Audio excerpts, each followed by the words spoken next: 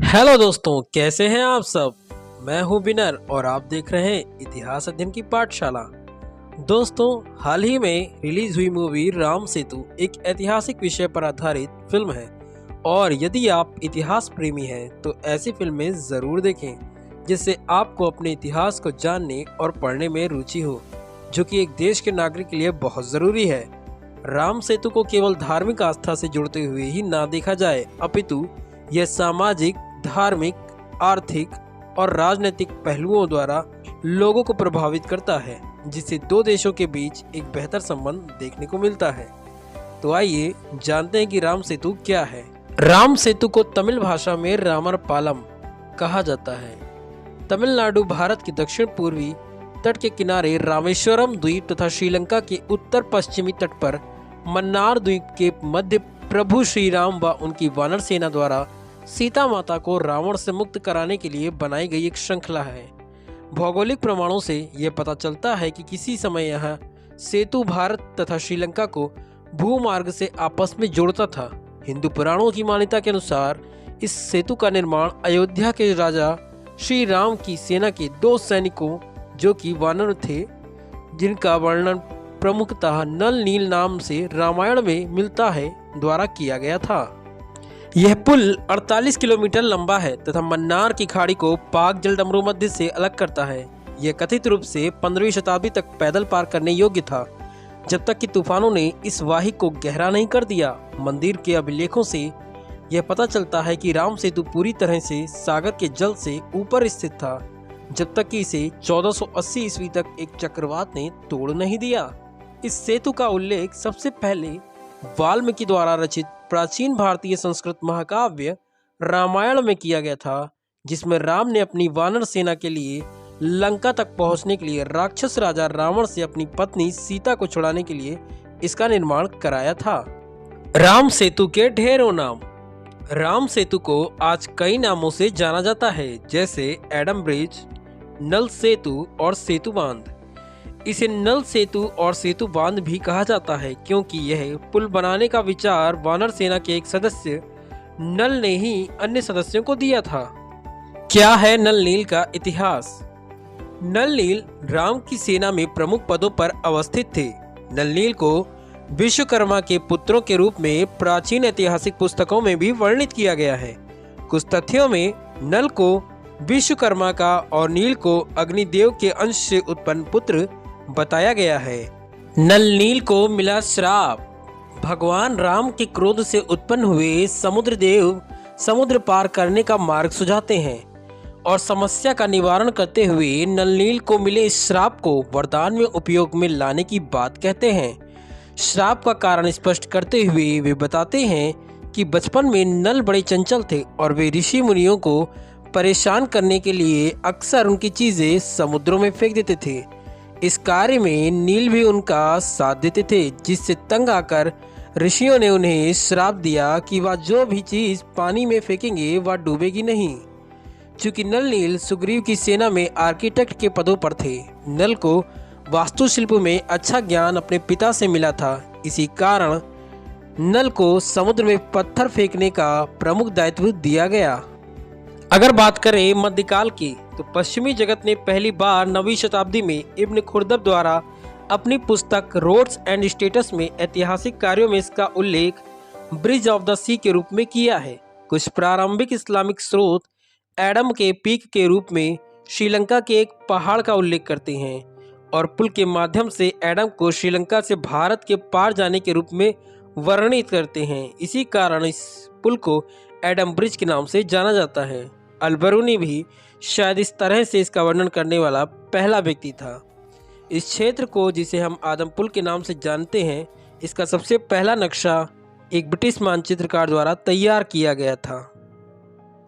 राम सेतु के 10 ऐतिहासिक रोचक तथ्य। तो दोस्तों, आइए अब जान लेते हैं कि राम सेतु के 10 ऐतिहासिक रोचक तथ्य कौन से हैं, जिससे हम राम सेतु के संपूर्ण इतिहास को आसानी से समझ सकते हैं। तो अगर बात करें, भारत के दक्षिण में धनुषकोटी तथा श्रीलंका के उत्तर पश्चिम में पंबन के मध्य समुद्र में 48 किलोमीटर चौड़ी पट्टी के रूप में उभरे एक भूभाग के उपग्रह से खींचे गए चित्रों को अमेरिकी अंतरिक्ष अनुसंधान संस्थान जिसे हम नासा के नाम से भी जानते हैं, उसने जब 1993 में दुनिया भर में जारी किया तो भारत में इसे लेकर राजनीतिक वाद विवाद का जन्म हो गया। इस पुल जैसे भूभाग को राम का पुल या राम सेतु कहा जाने लगा। राम सेतु का चित्र नासा ने 14 दिसंबर 1996 को जेमिनी 11 से अंतरिक्ष से प्राप्त किया था। इसके 22 साल बाद ISS 1A ने तमिलनाडु तट पर स्थित रामेश्वरम और जाफना द्वीपों के बीच समुद्र के भीतर भूमि भाग का पता लगाया और उसका चित्र लिया। इससे अमेरिकी उपग्रह के चित्र की पुष्टि हुई। तथ्य नंबर 2, दिसंबर 1917 में साइंस चैनल पर एक अमेरिकी TV show ancient land bridge में अमेरिकी पुरातत्वविदों ने वैज्ञानिक जांच के आधार पर यह कहा कि भगवान राम के श्रीलंका तक सेतु बनाने की हिंदू पौराणिक कथा सच हो सकती है। भारत और श्रीलंका के बीच 50 किलोमीटर लंबी एक रेखा चट्टानों से बनी है और ये चट्टान 7000 साल पुरानी है, जबकि जिस बालू पर ये चट्टानें टिकी हैं वह 4000 साल पुराना है। नासा की सैटेलाइटों, तस्वीरों और अन्य प्रमाणों के साथ विशेषज्ञ कहते हैं कि चट्टानों और बालू की उम्र में यह विसंगति बता सकती है, लेकिन इस पुल को बनाने के लिए इंसानों का ही उपयोग किया गया था। तथ्य नंबर 3, इस पुल जैसे भूभाग को राम का पुल या राम सेतु कहा जाने लगा। सबसे पहले श्रीलंका के मुसलमानों ने इसे आदम पुल कहना शुरू किया था। फिर ईसाई या पश्चिमी लोग इसे एडम ब्रिज कहने लगे। वे मानते हैं कि आदम इस पुल से होकर गुजरे थे। तथ्य नंबर 4, राम सेतु पर कई शोध हुए। कहा जाता है कि 15वीं शताब्दी तक इस पुल पर चलकर रामेश्वरम से मन्नार द्वीप तक जाया जा सकता था, लेकिन तूफानों ने यहां समुद्र को कुछ गहरा कर दिया। 1480 ईस्वी सन में यह चक्रवात के कारण टूट गया और समुद्र का जल स्तर बढ़ने के कारण यह डूब गया। तथ्य नंबर 5, वाल्मीकि रामायण कहता है कि जब श्री राम ने सीता को लंकापति रावण से छुड़ाने के लिए लंका द्वीप पर चढ़ाई की थी तो उस वक्त उन्होंने विश्वकर्मा के पुत्र नल और नील से एक सेतु बनवाया था, जिसे बनाने में वानर सेना से सहायता ली थी। इस सेतु में पानी में तैरने वाले पत्थरों का उपयोग किया गया था, जो कि किसी अन्य जगह से लाए गए थे। कहते हैं कि ज्वालामुखी से उत्पन्न पत्थर पानी में नहीं डूबते, संभवतः इन्हीं पत्थरों का उपयोग किया गया होगा। तथ्य नंबर 6, भगवान राम ने जहां धनुष मारा था उस स्थान को धनुष कोटि कहते हैं। राम ने अपनी सेना के साथ लंका पर चढ़ाई करने के लिए उक्त स्थान से समुद्र में एक ब्रिज बनाया था। इसका उल्लेख वाल्मीकि रामायण में मिलता है। श्री राम ने इससे सेतु का निर्माण नल सेतु के रूप में किया था। वाल्मीकि रामायण में वर्णन मिलता है कि पुल लगभग 5 दिनों में ही बन गया था, जिसकी लंबाई 100 योजन और चौड़ाई 10 योजन थी। रामायण में इस पुल को नल सेतु की संज्ञा दी गई है। नल के निरीक्षण में वानरों ने बहुत प्रयत्न पूर्वक इस सेतु का निर्माण किया था।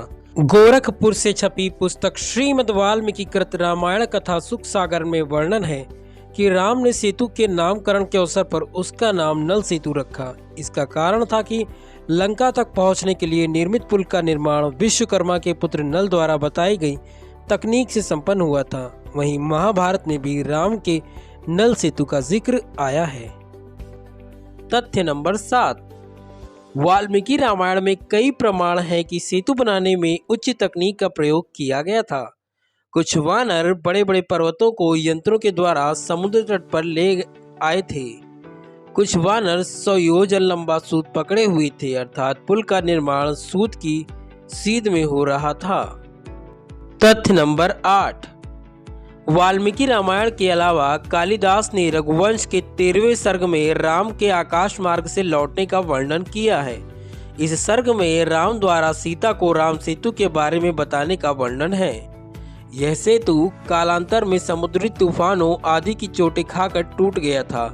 अन्य ग्रंथों में कालिदास की रघुवंश में सेतु का वर्णन है। स्कंद पुराण के 3 भाग में और विष्णु पुराण के 4 भाग में और अग्नि पुराण के 5 एकादश भाग में और ब्रह्म पुराण के भी 138वें 1 के भाग में श्री राम के सेतु का जिक्र किया गया है। तथ्य नंबर 9।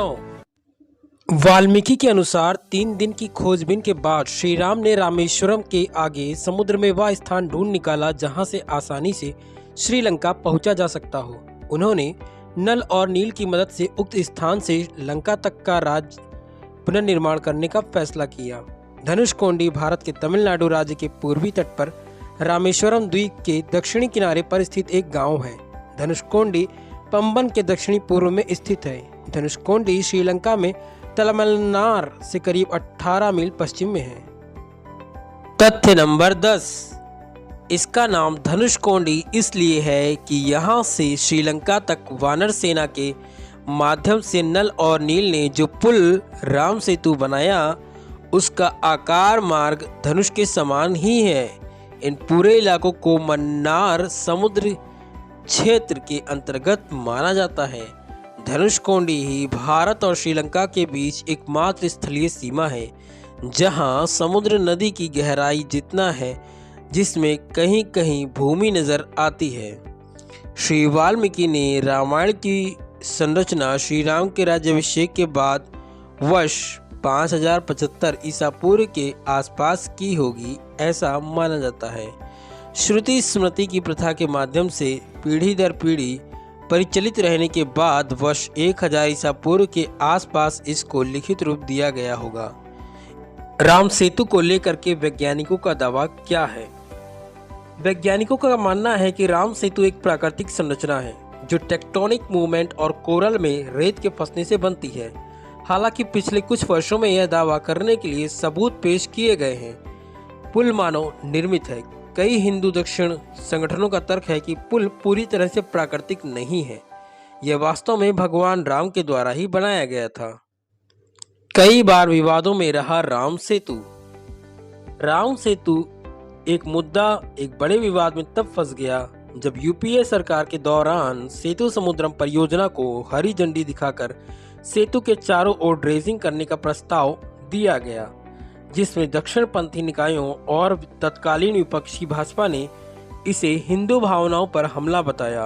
राम सेतु पर विभिन्न अध्ययनों का प्रस्ताव किया गया। सबसे हाल ही में 2021 में जब सरकार ने इसकी उत्पत्ति का पता लगाने के लिए एक पानी के नीचे एक अनुसंधान परियोजना को मंजूरी दी थी।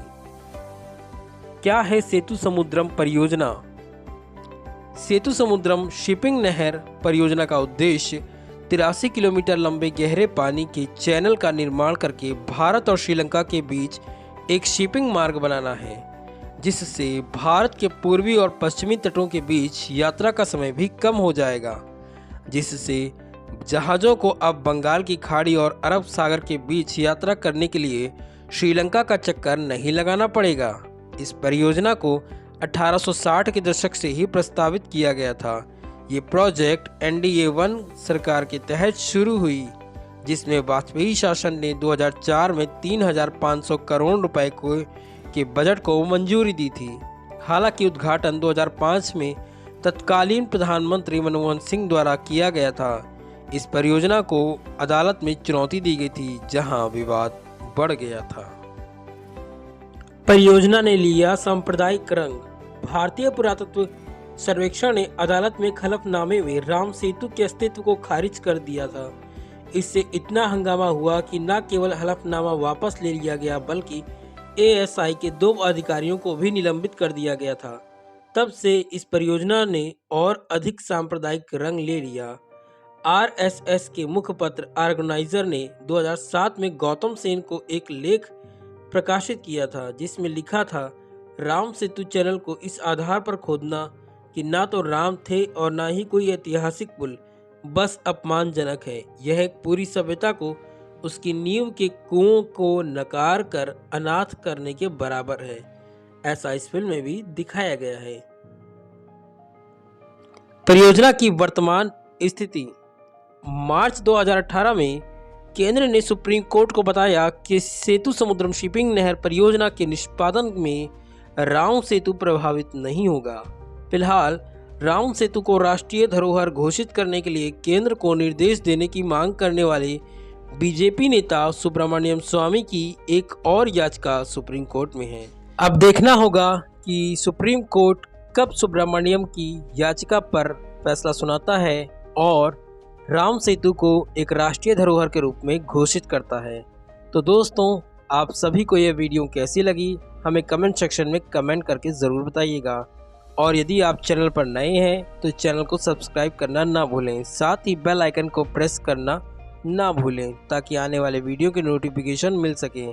तो अगर वीडियो को देख लिया हो तो लाइक, शेयर और कमेंट ज़रूर करें।